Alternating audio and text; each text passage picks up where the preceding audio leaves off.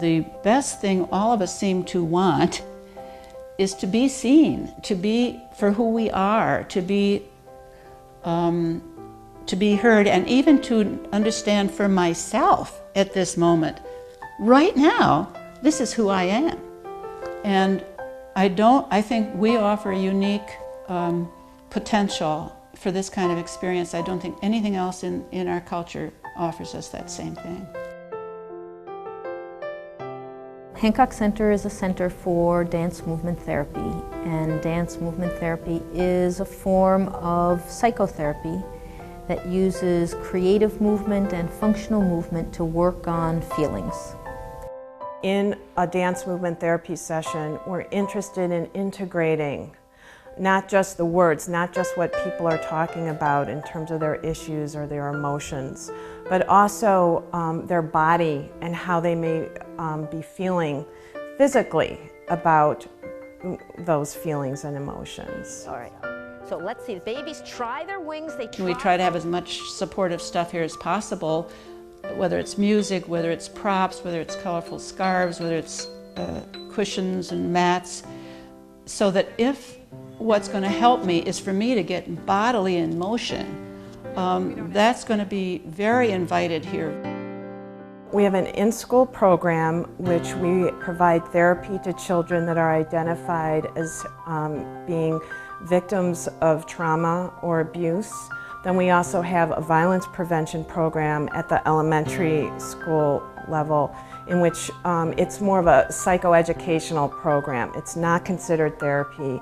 It is learning proactive behaviors to not get bullied and how to have self-esteem, how to stand up for yourself. Space to my left, space to my right, space all around me, buckled and bright. This program is also really very therapeutic. The kids get help to manage themselves and their relationship to their own emotions, their ability to deal with other children. The school program is one program. We work at the center and we see children from age 2 to adults through age 70 or 80. I mean, whoever comes and needs it, we see them. People misunderstand dance movement therapy. They think it's a place where people are going to come in and learn how to dance, or learn how to move, or learn how to sit up straight, or learn how to relate in movement in a prescribed sort of a way. That is not at all what we're about. We use the everyday organic movements that come from the inside of people. We're just going to not be fully in movement right now, but just starting to drop in, to feel into your breathing. You don't have to change anything about your breath. Just notice where your breath is right now. Is it pretty tight? Does it feel pretty fluid?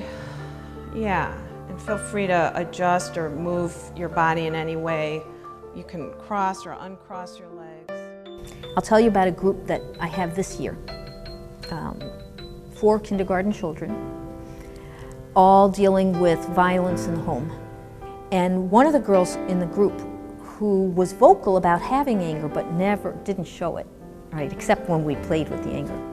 So here's this little 5-year-old kid bruising her mom, scratching her mom, biting her mom, having tantrums around everything at home. Before the program, she was having many behavioral issues, not so much in school, but at home. She was very disruptive and emotional, and it got to be a big problem where I couldn't take her places and we couldn't do things in public, and it was really difficult. So the next week, the mom said to me, "You wouldn't believe this." I said, "I don't know what you did last week, but my daughter started to get mad. She started to have a tantrum. She looked at me and then she went, 'Rena!' And she turned around, took some breaths, and walked away. She said, 'I don't know what you did.' I said, 'I don't know either.' But I think what happened was just acknowledging the anger for her, saying that she now had a place that she could express it, talk about it, play with it, and learned to modulate gave her relief.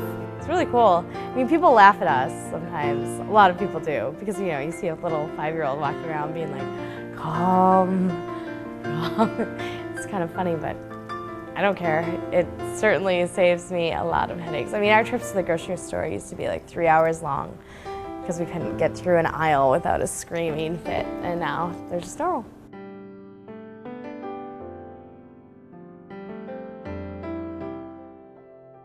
Movement can be, for some people, the way to go. It's the way in, it's the way people begin to feel connected, begin to connect with what is healthy and what is good in their life. I really deeply believe is if every little one coming into elementary school had a creative movement and a movement therapy experience available to them, we psychotherapists would go out of business. And I think that would be wonderful.